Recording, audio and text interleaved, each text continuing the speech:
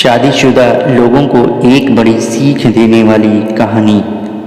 पत्नी ने ना जाने क्या किया था कि पति ने उसे एक के बाद एक कई थप्पड़ जड़ दिए। हमेशा हर सिचुएशन को शांति से हैंडल करने वाली पत्नी भी इस बार इतनी अशांत हो उठी कि उसने अपनी चप्पल ही निकालकर पति की ओर दे फेंकी। चप्पल पति के बालों को छूते हुए निकल गई। ये किस्सा यहीं पर ख़त्म हो सकता था, मगर पति ने इसे अपनी मर्दानगी का विषय बना लिया और बात बद से बदतर होती चली गई। रिश्तेदारों ने भी आग में घी का काम किया। किसी ने कहा, जो औरत अपने पति को चप्पल से मार सकती है वो ना ही तो वफादार हो सकती है और ना ही पतिव्रता। ऐसी औरत परिवार ही नहीं पूरे समाज पर कलंक की तरह है। बीवी के पक्ष वाले कहाँ पीछे रहने वाले थे। किसी ने कहा, 21वीं सदी में भी जो स्त्री के साथ मारपीट करते हैं उन्हें तो जेल भेज देना चाहिए। तो कोई कहता, ज़रूर उसको कोई और पसंद आ गई होगी इसलिए अब पत्नी से मारपीट करने लगा है। बात कोर्ट तक पहुंच गई। दोनों पक्षों ने एक दूसरे के खिलाफ केस फाइल कर दिया। पति ने चरित्रहीन होने का तो पत्नी ने दहेज और शारीरिक उत्पीड़न का आरोप लगाया। 2 वर्षों से अधिक समय के लिए केस चला था। इन 2 वर्षों के दौरान दोनों पति पत्नी अलग अलग रह रहे थे। इन 2 वर्षों के दौरान दोनों पक्षों के समर्थकों की संख्या कम हो गई थी। पहले जहां दोनों पक्षों में समर्थकों का समूह होता था, अब गिने चुने लोग रह गए थे। पति और पत्नी दोनों की आर्थिक स्थिति भी इस समय के दौरान नीचे गिर चुकी थी, जिन्हें वो अपना शुभचिंतक समझ रहे थे। पैसों की बात आते ही उन्होंने भी अपना पलड़ा झाड़ लिया था। अगर कोई देने को राजी भी हुआ तो मोटे ब्याज की शर्त पर। आखिरकार वही हुआ जो सब चाहते थे, डाइवोर्स। हर कोई खुश था, दोनों पक्षों के रिश्तेदार, उनके माता पिता और दोनों के वकील।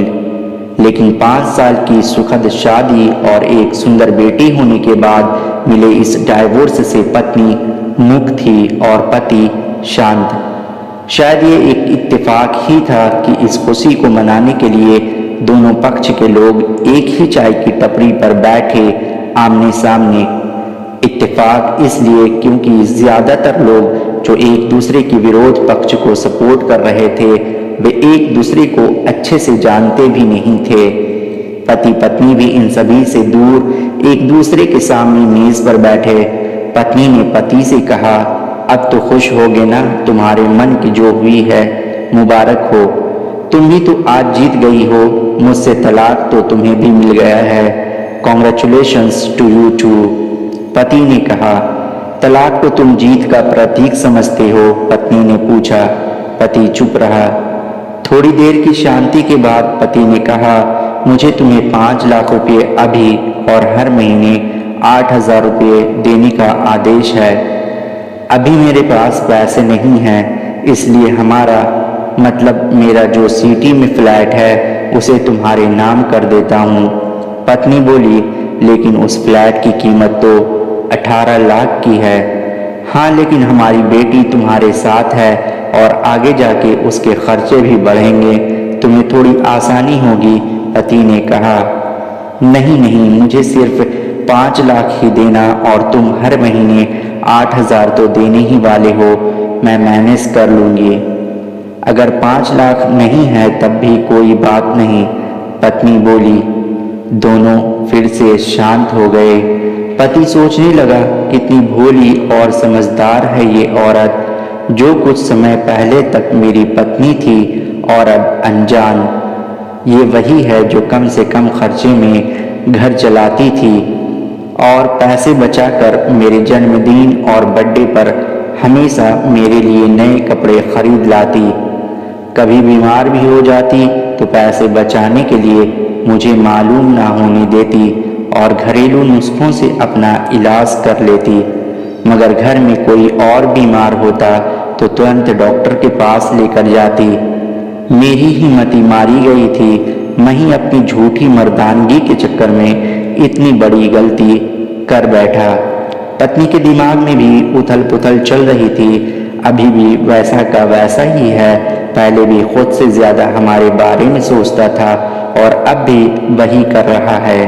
ये वही आदमी है जो मुझे एक्सीडेंट से बचाने के लिए खुद मोटरसाइकिल के आगे कूद पड़ा था और अपनी उंगली तोड़वा बैठा था।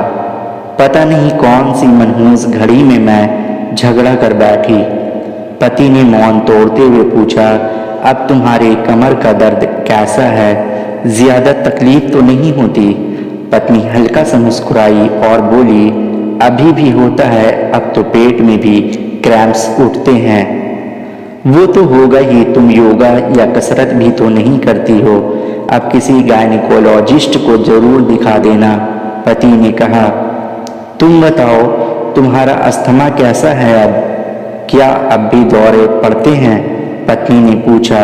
हाँ पड़ते हैं, पहले से ज़्यादा, क्योंकि अक्सर इन्हेलर भूल जाया करता हूँ। याद दिलाने के लिए तुम जो नहीं हो अब, पति बोला। पत्नी की आंखों में आंसू आ गए।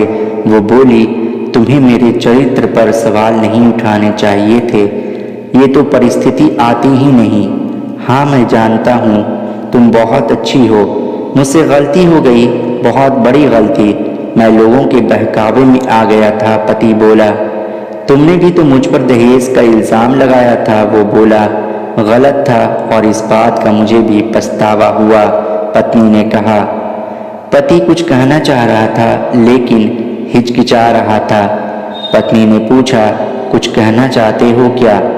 वो बोला, क्या सब पहले जैसा नहीं हो सकता? क्या मतलब? पत्नी बोली, मतलब कि हम फिर से पहले की तरह पति पत्नी बनकर, सच्चे दोस्त बनकर नहीं रह सकते क्या? पति बोला, पर ये डाइवोर्स के पेपर दिखाते हुए पत्नी ने कहा, फाड़ देते हैं। पति ने अपने पास रखे डाइवोर्स के पेपर फाड़ते हुए कहा। पत्नी ने भी अपने पास रखे पेपर फाड़ दिए। सभी हैरान थे, वकील, रिश्तेदार और माँ बाप। पति पत्नी दोनों एक दूसरे के हाथ में हाथ पकड़े अपने घर की तरफ चले गए।